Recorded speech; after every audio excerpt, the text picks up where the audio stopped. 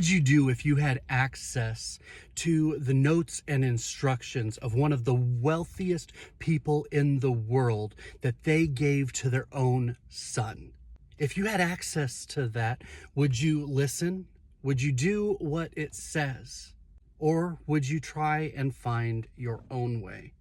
We have exactly that. We have the notes from one of the wealthiest individuals that the world has ever seen. The wisest person other than Jesus wrote notes and letters to his son, telling him how to live, how to rule, and how to move forward. And this is what he says in Proverbs chapter 2, the words of Solomon to his son. My son, if you receive my words and treasure up my commandments with you, making your ear attentive to wisdom and inclining your heart to understanding.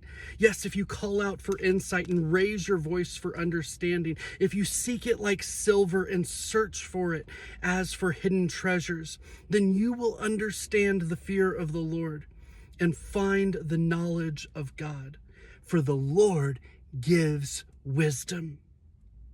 From his mouth comes knowledge and understanding. He stores up sound wisdom for the upright.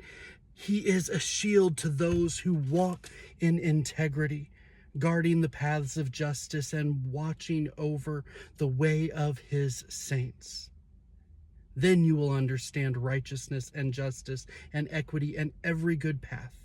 For wisdom will come into your heart, and knowledge will be pleasant to your soul. Discretion will watch over you. Understanding will guard you, delivering you from the way of evil, from men of perverted speech, who forsake the paths of uprightness to walk in the ways of darkness, who rejoice in doing evil and delight in the perverseness of evil, men whose paths are crooked and who are devious in their ways. Wow.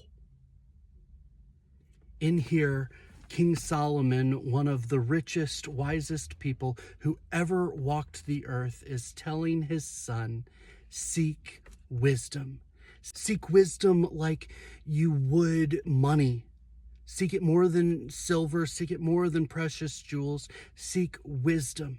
And then as you seek wisdom and as you gain knowledge of who God is, and he is going to give you wisdom. God is going to give you wisdom and direct you, and he's going to protect you from people who have evil plans.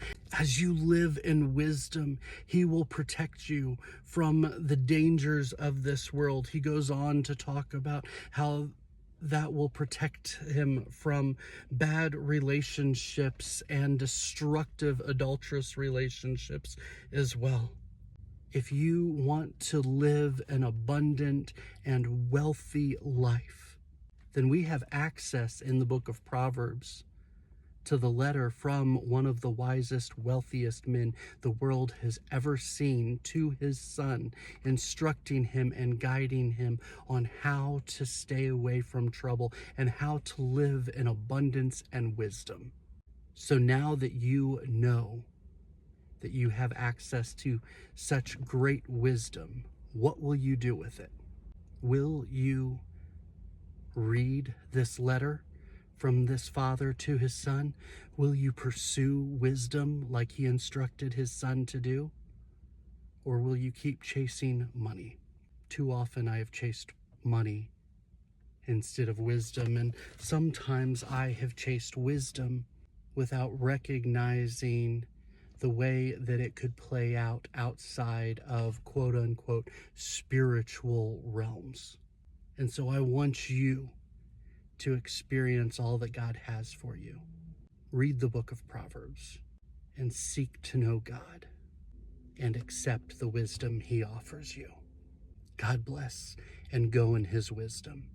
My name's Dan Hendon, and if you love Jesus, business, and laughing, we should be friends.